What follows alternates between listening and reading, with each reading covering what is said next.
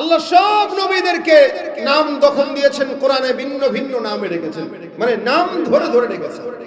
যেমন আদমকে আল্লাহ পাক ডাকেন, ঈসাকে ডেকেছেন, নূহকে ডেকেছেন, জাকারিয়াকে ডেকেছেন, ঈসাকে ডেকেছেন, মুহাম্মদকেও ডেকেছেন। কিন্তু তাদের ডাকা আর আমাদের নবীর ডাকা আসমান জমিন পার্থক্য। আল্লাহ বলেন, ইয়া আদম উসকুন আনতা ওয়া যাওজুকাল জান্নাহ। আমার আল্লাহ ডাক দিয়া বলেন, হে আদম। এখানে আল্লাহ পাক ডাক দিয়া বলেন, ইয়া আদম। আদমকে আল্লাহ পাক রব্বুল আলামিন নাম ধরে ডাকলেন। আল্লাহ পাক বলেন, ইয়া জাকারিয়া ইন্না নুবাশশিরুকা বিগুলাম।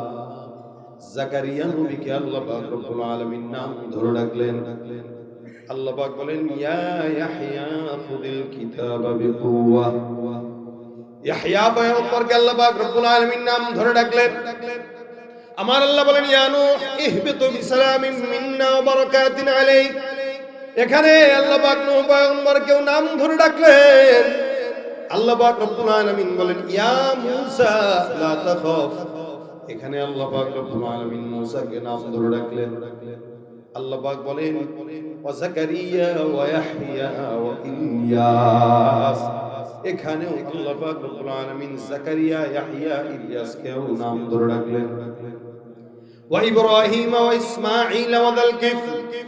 এখানে আল্লাহ পাক ইব্রাহিম, ইসমাঈলকে নাম ধরে ডাকলেন।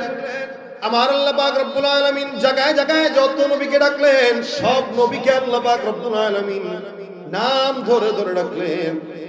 আল্লাহ পাক রব্বুল আলামিন যখন মুহাম্মদুর রাসূলুল্লাহ সাল্লাল্লাহু আলাইহি ওয়াসাল্লামকে ডাকার প্রয়োজনীয়তা অনুভব করলেন, কোরআনের ফাতিহা থেকে নিয়ে নাস পর্যন্ত একটা জায়গাতেও ইয়া মুহাম্মদ বলে আল্লাহ ডাকেন না।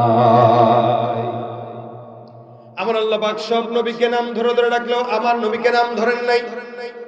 আমার আল্লাহ পাক রব্বুল আলামিন আপনার আমার পয়গম্বরকে যখন ডাকলেন, আল্লাহ পাক আদবের সঙ্গে সম্মানের সঙ্গে ডাক দেয়া বলেন, ইয়া আইয়ুহান নবী।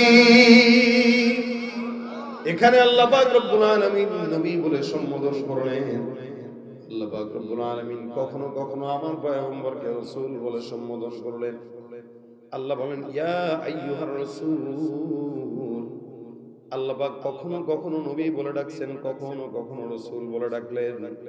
আল্লাহ পাক কখনো কখনো ভিন্ন ভিন্ন নামে ডাকলেন। যেমন নাকি একটা সন্তানকে যখন এলাকার মানুষ মহব্বত করে, পরিবারের লোক মহব্বত করে, তখন একজন এক এক নামে ডাকে। মা এক নামে, বাবা এক নামে, দাদা এক নামে, নানি এক নামে। আমার আল্লাহ পাক রব্বুল আলামিন আকায়ে নামদার মুহাম্মদুর রাসূলুল্লাহ সাল্লাল্লাহু আলাইহি ওয়াসাল্লামকে এত মহব্বত করলেন, যার কারণে ভিন্ন ভিন্ন নামে ডাক দেয়া আল্লাহ পাক সুখ পান। আল্লাহ পাক কখনো কখনো নবীকে ডাক দেয়া বলেন, ইয়া আইয়ুহাল মুজাম্মিল। এখানে আল্লাহ পাক রব্বুল আলামিন মুজাম্মিল বলে ডাক দেয়। কখনো আল্লাহ পাক ডাক দেয়া বলেন, ইয়া আইয়ুহাল মুদাসসির। কখনো আল্লাহ পাক রব্বুল আলামিন বলেন, ইয়াসিন ওয়াল কুরআনিল হাকীম। আল্লাহ পাক রব্বুল আলামিন কখনো কখনো বলেন, জান্না আলাইকাল কুরআনা লিতাশকা। এক এক জায়গায় এক এক নামে এক এক ডাকে সুন্দর করে আল্লাহ পাক আপনার আমার নবীকে ডাকলেন। আল্লাহ পাক কোন জায়গায় মুহাম্মদ বলেন নাই, সব জায়গায় মুহাম্মদ বাদ দিয়া নবী আর রাসূল বললেন। আল্লাহ পাক বলেন, লাকাদ কানা লাকুম ফি রাসূলিল্লাহি উসওয়াতুন হাসানাহ। এখানে আল্লাহ পাক আমার নবীকে রাসূল বলে সম্বোধন করলেন। আল্লাহ পাক ডাক দিয়া বলেন, লাকাদ জাআকুম রাসূলুম মিন আনফুসিকুম।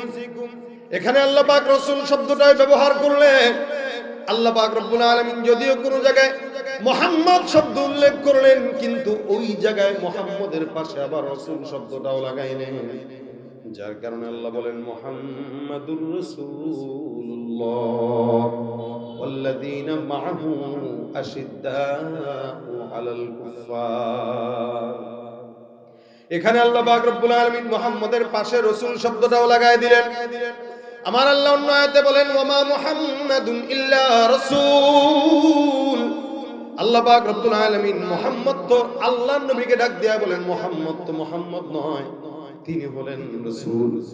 অন্য আয়াতে আল্লাহ পাক বলেন মা কানা মুহাম্মাদুন আবা আহাদিম মির রিজালিকুম ওয়ালাকিন রাসূলুল্লাহ ওয়া খাতামান নাবিয়্যিন। এখানে আল্লাহ পাক রব্বুল আলামিন বললেন মুহাম্মদ তোমাদের কোন পুরুষের বিধা নয়, মুহাম্মাদের পরিচয় দুইটা। এক নাম্বার আল্লাহ পাক রব্বুল আলামিন বলেন মুহাম্মাদের পরিচয় হলো ওয়ালাকিন রাসূলুল্লাহ, ওয়ালাকিন রাসূলুল্লাহ। আমার আল্লাহ ডাক দিয়ে বলেন মুহাম্মাদের এক নাম্বার পরিচয় তিনি হলেন আল্লাহর রাসূল। দুই নাম্বার পরিচয় ওয়া খাতামান নবিয়্যিন, এই নবীর পরে আর কোন নবী আসার সম্ভাবনা নাই। ইনি হলেন আখিরি নবী, শেষ নবী। যারা এই নবীকে শেষ নবী মানে না তারা মুসলমান হতে পারে না। নবীর পরে নবী আছে।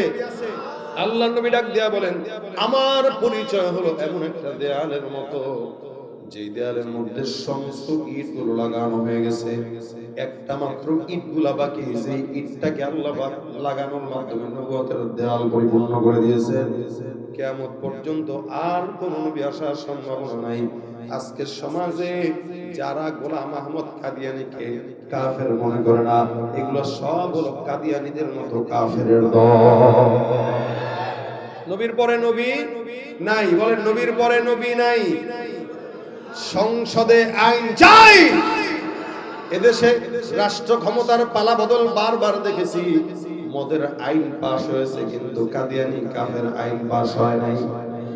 আগামীর বাংলাদেশে যদি ইসলাম ক্ষমতায় আসে আমরা চাই কাদিয়ানী কাফের এটা সংসদে পাশ হোক, ঠিক কিনা বলে কি হবে? শেষ নবীজির উম্মত বলে দাবি করে যদি ওই নবীর চেয়ার কাদিয়ানীরা দখল করে।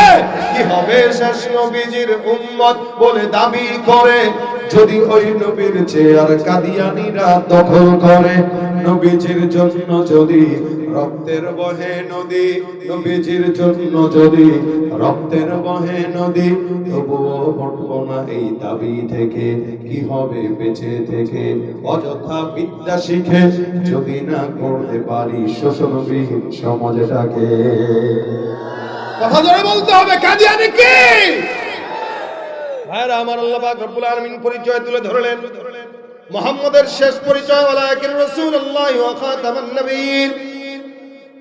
অর্থাৎ কোরআনের মধ্যে আল্লাহ পাক কোন জায়গায় মুহাম্মদকে শুধু মুহাম্মদ বলেন নাই, লকব দিয়ে দিয়ে ডাকছেন। আল্লাহ পাক আপনাকে আমাকে এই কথা আবার স্বীকারোক্তি দিয়ে দিলেন লা তাজালু দুআ আর রাসূল বাইনাকুম কাদুআই বা'দিকুম বা'দা। এ মুমিনের দল, তোমরা নবীকে অন্যান্য মানুষকে যেভাবে ডাক দাও আল্লাহর নবী মুহাম্মদুর রাসূলুল্লাহকে সেমনে ডাকবা না। আল্লাহ পাক রব্বুল আলামিন কেমনে ডাকবে এটাও পয়গম্বরের উম্মতদেরকে শিখায় দিলেন। শুধু তাই নয়, নবীর সামনে কথা কিভাবে বলবে আল্লাহ পাক সেটাও শিখায় দিয়ে বললেন লা তারফাউ আসওয়াতাকুম ফাওকা সাওতিন নবী। খবরদার নবীর সামনে যখন কথা বলবা তখন এলোমেলো কথা বলবা না, গলা উঁচু করে কথা বলবা না। নবীর সামনে কথা বলার সময় সতর্ক থাকবা যাতে রাসূলের কথার উপরে তোমার কথার আওয়াজ না যায়। সুবহানাল্লাহ। এত মর্যাদা আল্লাহ পাক রব্বুল আলামিন আপনার আমার নবীকে দান করলেন। হে মুসলমান, সেই নবীর উম্মত আমরা। আল্লাহ পাক যেমন নাকি মর্যাদার দিক থেকে সর্বোচ্চ বানাইছেন, সৌন্দর্যের দিক থেকে আল্লাহ পাক সবচেয়ে সুন্দর বানাইছেন। যার কারণে এই গোটা দুনিয়াতে যত মানুষ আছে সব মানুষের মধ্যে সবচাইতে সুন্দর মুহাম্মদুর রাসূলুল্লাহ সাল্লাল্লাহু আলাইহি ওয়াসাল্লাম। সব কিছু আল্লাহ পাক আদেশ দিয়া বানাইলেও আপনার আমার নবীকে আল্লাহ পাক নিজের হাতে মহব্বত করে ভালোবেসে বানিয়েছে। একদিন কবি হাসান বিন সাবিত রাদিয়াল্লাহু তাআলা আনহু, আপনারা কি নাম শুনছেন না? কবি হাসান বিন সাবিত, আমরা যাদের উত্তরসূরি। উনি কবিতার চর্চা করতেন। নবী করিম সাল্লাল্লাহু আলাইহি ওয়াসাল্লাম যার কারণে আলাদা একটা মেম্বার বানিয়ে দিয়েছেন যে তুমি বসে বসে আমার নিয়ে কবিতা লিখবা আর কাফেরদের বিরুদ্ধে কবিতা লিখবা।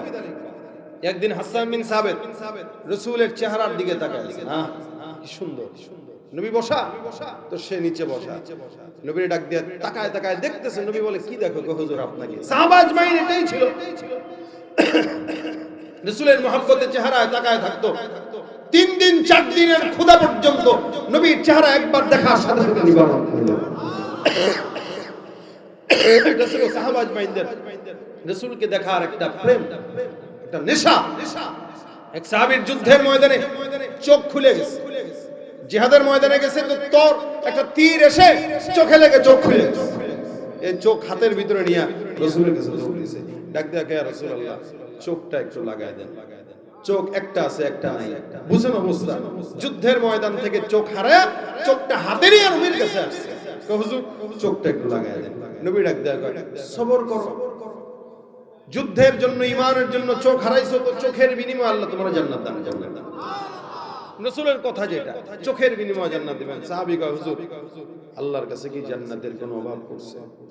কয় না সেটা তো বড় নাই। কয় তাহলে আমার চোখ নিয়ে আল্লাহ আমাকে জান্নাত দেওয়া লাগবে কে লাগবে? বুঝেন নাই কথা? প্রশ্নটা কি যুক্তি না অযুক্তি? আল্লাহর কাছে জান্নাতের অভাব আছে বলে না, তাহলে আমার চোখ নিয়ে কেন জান্নাত দেওয়া লাগবে? হুজুর আমি চোখও চাই, আল্লাহর জান্নাতও চাই। নবী বলেন বাপরে বাপ, কান তো সারছে।